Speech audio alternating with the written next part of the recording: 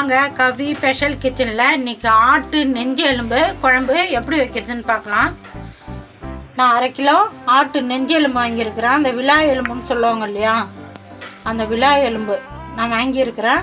அழகாக சின்ன சின்ன பீஸாக நான் கட் பண்ணி கொடுத்துக்கிறாங்க. சுத்தமாக வாஷ் பண்ணி வச்சுக்கிறேன். 1/2 கிலோ ஆட்டு நெஞ்சு எலும்பு.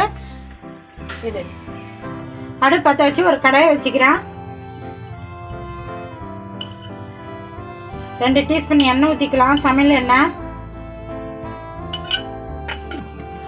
தனியா 1 டீஸ்பூன் போட்டுக்கலாம்.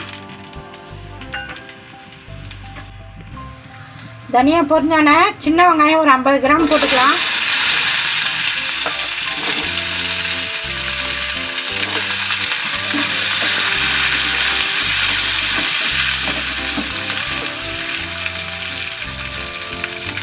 வரமிளகா 3 போட்டுக்கலாம். பூண்டு பல் ஒரு 10 பல் போட்டுக்கலாம். இஞ்சி ஒரு துண்டு அளவு எடுத்து தோல் சீவிட்டு போட்டுக்கலாம். ஜீரகம் 1 டீஸ்பூன் போட்டுக்கலாம். சோம்பு 1 டீஸ்பூன் போட்டுக்கலாம். மிளகு 1 டீஸ்பூன் போட்டுக்கலாம்.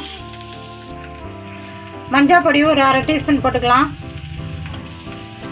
கிராம் ஒரு 5 கிராம் போட்டுக்கலாம். பட்டை 2 துண்டு போட்டுக்கலாம். எல்லாத்தையும் எண்ணெயிலே நம்ம வதக்கலாம். வெங்காயம் நல்லா வதங்கிடுச்சு. தேங்காய் ஒரு 6-10 எடுத்து பொடிசாக கட் பண்ணி போட்டுக்கலாம்.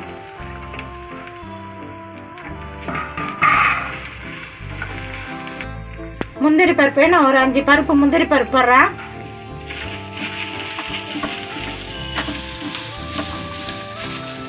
ரெடி ஆகி போச்சு.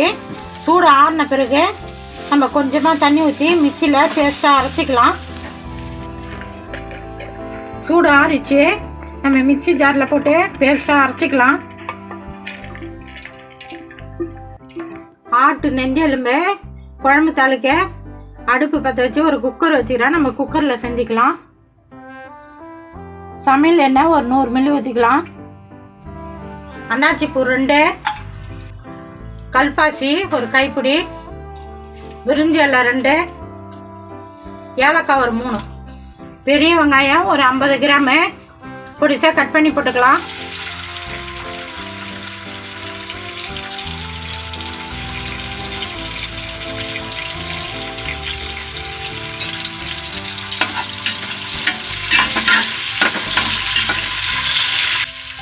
இந்த குழம்புக்கு தகுந்த மாதிரி உப்பு நம்ம முன்னாடியே போட்டுடலாம். வெங்காயம் சீக்கிரம் வதங்கும்.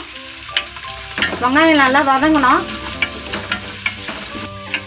வெங்காயம் நல்லா ப்ரௌன் கலரு வதங்கின பிறகு ஒரு கைப்பிடி கருவேப்பிலை போட்டுக்கலாம். பச்சை மிளகாய் 3 நீட்டாக கட் பண்ணி போட்டுக்கலாம்.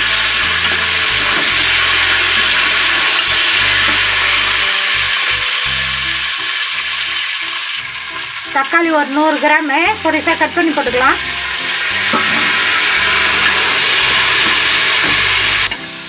தக்காளி நல்லா வதங்கிடுச்சு. இந்த டைமில் நம்ம வதக்கி பேஸ்ட்டாக அரைச்சி வச்சுருந்ததை போட்டுக்கலாம்.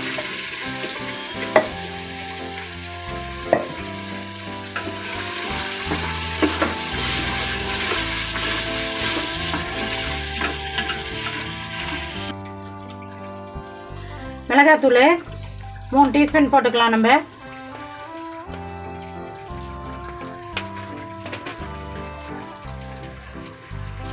நம்ம தனியாத்தூள் 3 டீஸ்பூன் போட்டோம். தனி மிளகாத்தூள் 1 டீஸ்பூன் போட்டுக்கலாம். ஏன்னா ஏற்கனவே நம்ம வெங்காயம் வதக்க மட்டும் 3 வரமிளகாய் போட்டு வதக்கிறோம். காஷ்மீர் மிளகாய் பொடி 1 டீஸ்பூன் போட்டுக்கலாம். இது காரம் இருக்காது, நம்ம கலருக்காக தான் போடுறோம். வேணுன்னா போட்டுக்கலாம், வேணான்னா அவாய்ட் பண்ணிடலாம். கரம் மசாலா 1 டீஸ்பூன் போட்டுக்கலாம்.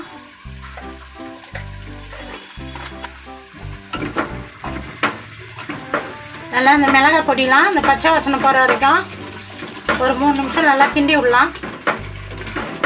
மிளகாய் பொடி பச்சை வாசனைலாம் போயிடுச்சு. நல்லா இந்த தொக்கு எண்ணெய் பிரிஞ்சு வந்துக்குது பாருங்கள். இந்த டைமில் நம்ம ஆட்டு நெஞ்சு எலும்பு 1/2 கிலோ வாங்கி வச்சுருந்தோம். வாஷ் பண்ணி போட்டுக்கலாம்.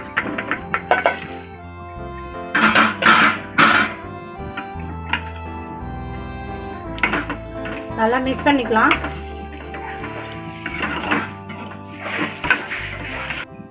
மட்டன் போட்டு நல்லா மிக்ஸ் பண்ணிட்ட பிறகு ஒரு கொத்து கருவேப்பிலை போட்டுக்கலாம். கொத்தமல்லி தழை ஒரு கைப்பிடி போட்டுக்கலாம். போட்டு நல்லா மிக்ஸ் பண்ணிக்கலாம்.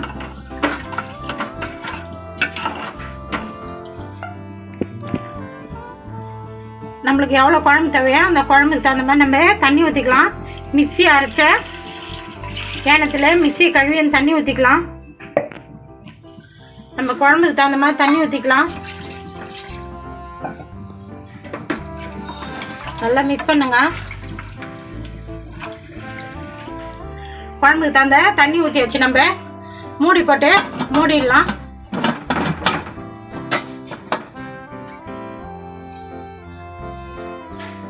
வெயிட் போட்டுடலாம். ஒரு 8 விசில் வரட்டும். ஏன்னா விலாய் எலும்பு வந்து நெஞ்சு எலும்பு வந்து 8 விசில் வந்தால் தான் நல்லா வெந்திருக்கும். எலும்பு குழம்புக்கு 8 விசில் வைக்கணும். 8 விசில் வரட்டும். அப்போ நம்ம இறக்கலாம். நம்ம ஆட்டு நெஞ்செலும்பு குழம்பு தாளிச்சு விட்டோம். 8 விசில் வந்துடுச்சு. வெயிட் இறங்கிடுச்சு. நம்ம எடுத்துக்கலாம்.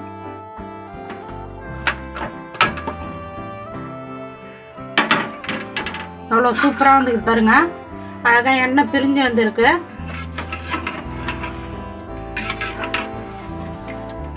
குழம்பு ரொம்ப தண்ணியும் இல்லாத ரொம்ப திக்கும் இல்லாத திட்டமாக இருக்குது.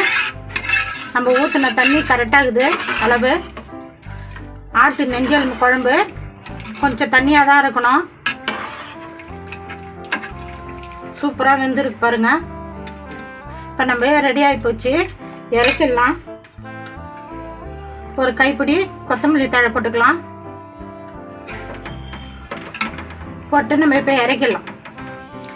கவி ஸ்பெஷல் கிச்சனில் இன்னைக்கு ஆட்டு நெஞ்செலும்பு குழம்பு நம்ம வச்சோம்.